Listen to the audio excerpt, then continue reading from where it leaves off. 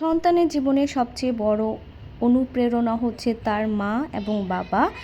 আসসালামু আলাইকুম সবাইকে, আমি জান্নাত ফ্রম জেটি সিস্টার্স ব্লগ। আজকে নিয়ে আসছি নতুন একটা ভিডিও। তো আজকে ছিল আমার আপির হাইকোর্টে অনেক বড় একটা প্রোগ্রাম, সেখানে হচ্ছে ভোজন ছিল, বার্ষিক একটা ভোজন। তো সেখানে আমি আর রাজুয়াও চলে গিয়েছি, কারণ রাজুয়ার খুবই শখ ওর মার কোর্ট দেখবে, হাইকোর্টে যাবে ও, যেহেতু ও কখনো যায়নি, আমিও যাইনি ফার্স্ট টাইম। অ্যান্ড হচ্ছে গিয়ে সেখানে যেহেতু সবার যাওয়া পসিবল না, তো যাই হোক গিয়েছি। এবং যেটা বলেছি, মাকে দেখে বাচ্চারা অনুপ্রেরণা পায়। রাজও তেমন, সে তার মাকে দেখে ও চায় ও হচ্ছে কোনো ব্যারিস্টার হবে, লয়ার হবে। এটাই আসলে সব থেকে বড় কথা। তো এখানে ওদের এই প্রোগ্রামটা দেখলাম খুবই সুন্দর, খুবই বড় করে হয়েছে। খাওয়া দাওয়া সবই ছিল, কাচ্চি ছিল, রোস্ট ছিল, প্রচুর খাওয়া দাওয়া।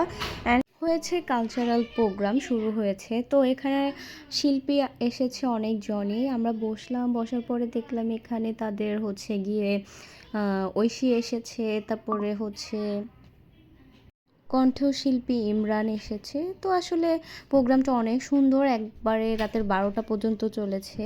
যেটা দেখলাম, আমি আসলে ওইভাবে কনসার্টে যাওয়ার পক্ষে না, বাট এখানে পরিবেশটা যেহেতু সুন্দর, যাওয়াই যায় এবং থাকা যায়। যেহেতু সবথেকে বড় কথা, নিজের বড় বোন আছে যেখানে, সেখানে সেফটির কোনো ইস্যু থাকে না। এই যে এখানে গান হচ্ছে, কিছুক্ষণ গান শুনলাম। আর রাজও খুবই এনজয় করছিল। ও আসলে ফার্স্ট টাইম যাওয়া, তো এই জন্য সব কিছুই আলাদা এক্সাইটমেন্ট কাজ করছে। আর যেহেতু মা আছে, মায়ের কাছে সব থেকে বড় আবদার, সব থেকে বড় সেফটি। এই যে এখানে আপি একটু ভিডিও করে নিচ্ছে। আপি পরেছিল শাড়ি, যেহেতু ওর একটা অ্যানুয়াল প্রোগ্রাম যতই হোক। এবং ফার্স্ট টাইম কিছু গানের পরে ঐশী এসেছে, এই যে সে গান গাচ্ছে।